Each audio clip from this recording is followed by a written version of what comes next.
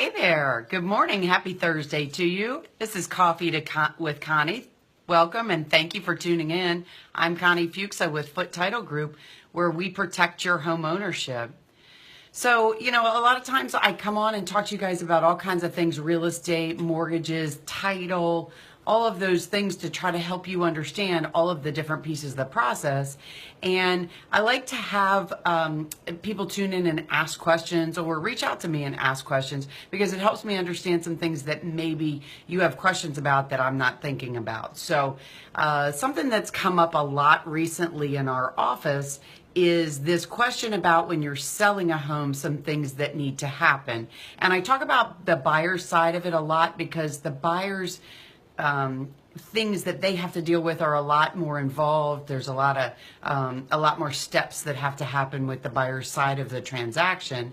So with the seller side, there's not quite as many things that need to be done, but there are things that need to be addressed. And so I figured that was something that maybe we would talk about today, some of those pieces. So if you're tuning in, if you're looking at watching the video, either live or on the replay, check in and say, hey, let me know that you're on. Hey there, Angela, how are you this morning? Good to see you. Thanks so much for tuning in. So today we're talking about sellers. When you're selling your house, what do you have to do? What happens?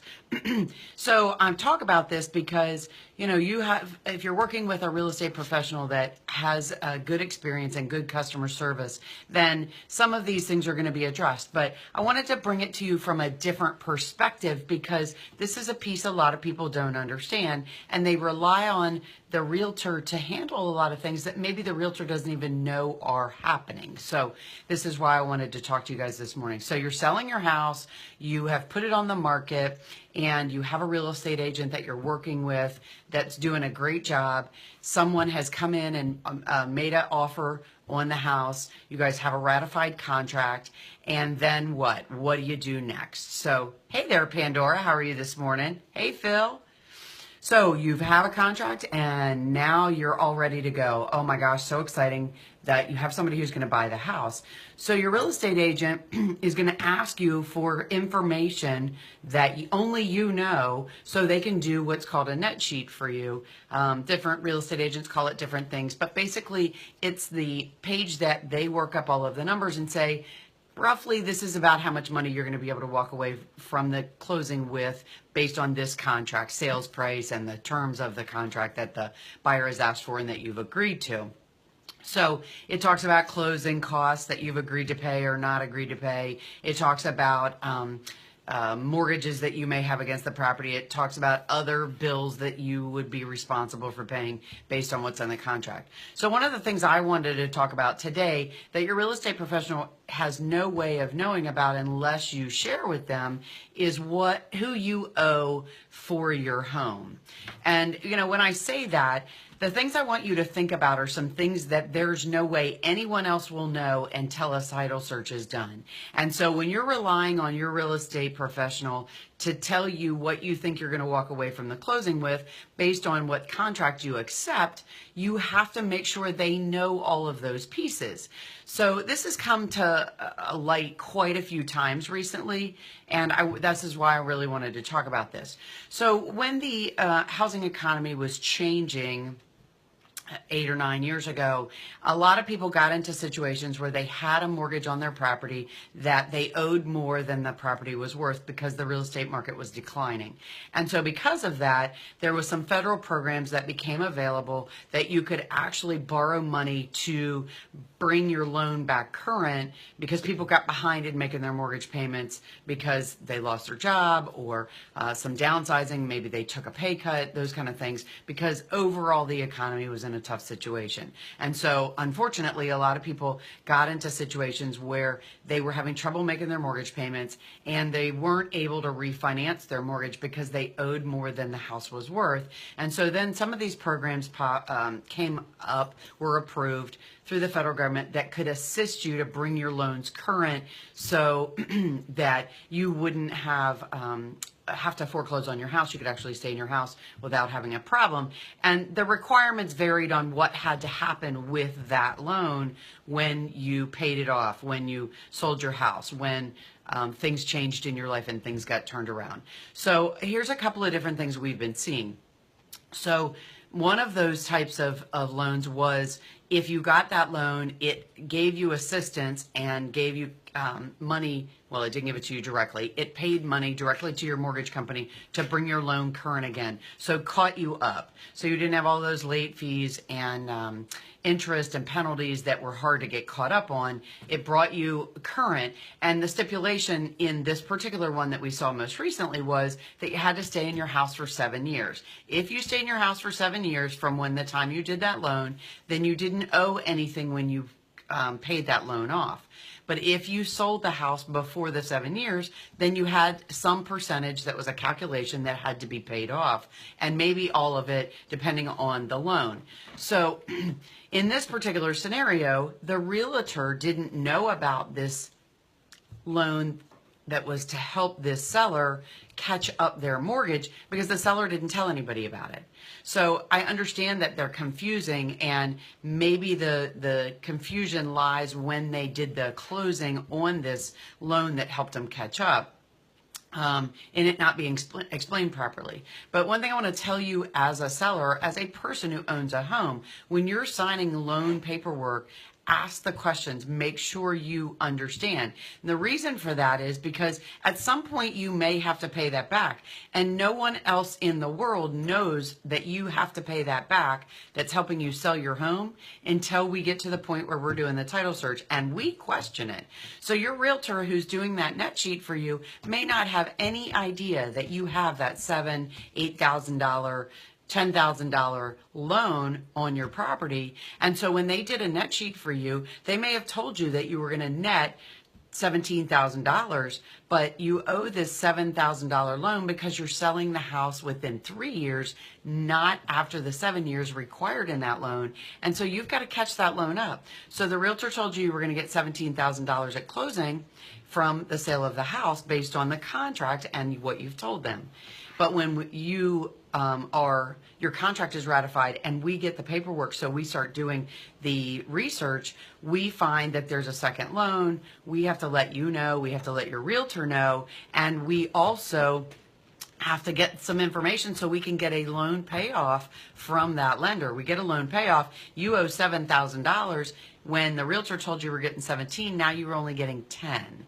And that obviously is a big confusion and a big hit to you.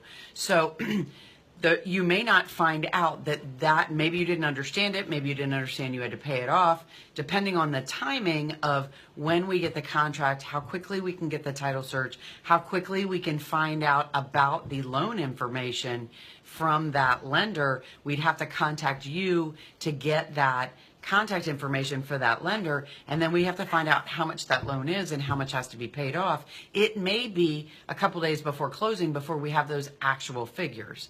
And there's part of that is timing with the movement of the market right now and housing changing and moving so fast. I mean, some of the closings we're doing are as short as 2 weeks, as long as 6 weeks. It depends on the situation. But, that gives us a short window to be able to do a title search, find out about the loan, contact you as the seller, call and get that information from that lender, and find out that you're outside of the window of not having to repay that loan. We had another loan where somebody did a second mortgage on their home. It was actually a home equity line where they drew out some money to pay for college for one of their children. That home equity line is a loan against your property and must be paid off when you sell your home. So if you don't tell your realtor about that second mortgage, that home equity line, that additional loan you signed that is secured against your home, they have no way of knowing to disclose that to you. And another scenario, same kind of situation, a seller did not disclose it to their realtor. And the problem is that in this particular case, the net sheet showed that they were going to walk away with $64,000. They had a $40,000 home equity line the realtor didn't know about. We do the title search, we find out about it, we contact the seller and say, hey, you've got to pay this off. We need some contact information for that lender. And now we have a $40,000 loan. Those people are walking away with now $20,000 when in fact they thought they were walking away with $60,000.